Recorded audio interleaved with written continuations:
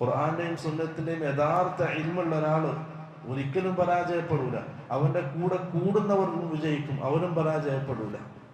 അതാണ് ഇൽമിന്റെ ഫضല്, ഇൽമിന്റെ മജ്ലിസിലുള്ള ഫضല്. ആ ഒരു ഫضൽ നമ്മൾ കാത്തു സൂക്ഷിക്കണം. നമുക്ക് അവസരങ്ങളുണ്ട്, അത് ഉപയോഗപ്പെടുത്തണം. ആഴ്ചയിൽ ഒരു ദിവസം, ആഴ്ചയിൽ 2 ദിവസമാണെങ്കിൽ 2 ദിവസം. മറ്റെല്ലാ ദിവസവും നമ്മൾ ദുനിയാവിന്റെ പിറകെ ഓടുകയാണ്, ദുനിയാവ് വാരിക്കൂട്ടാൻ പോവാണ്. ആ 2 ദിവസമെങ്കിലും ഇൽമിന്റെ സദസ്സിൽ പങ്കെടുത്ത് ഖുർആന്റെയും ഹദീസിന്റെയും ഇൽമുകൾ പഠിക്കാൻ നാം സമയം കണ്ടെത്തണം, സന്നദ്ധരാകണം. ഇല്ലെങ്കിൽ വലിയ നഷ്ടമാണത്. ഇല്ലെങ്കിൽ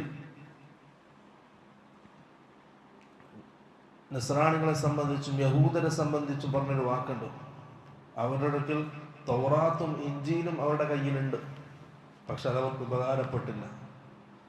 അവരത് പഠിക്കേണ്ടതുപോലെ പഠിച്ചില്ല. ഈ ഉമ്മത്തിന്റെ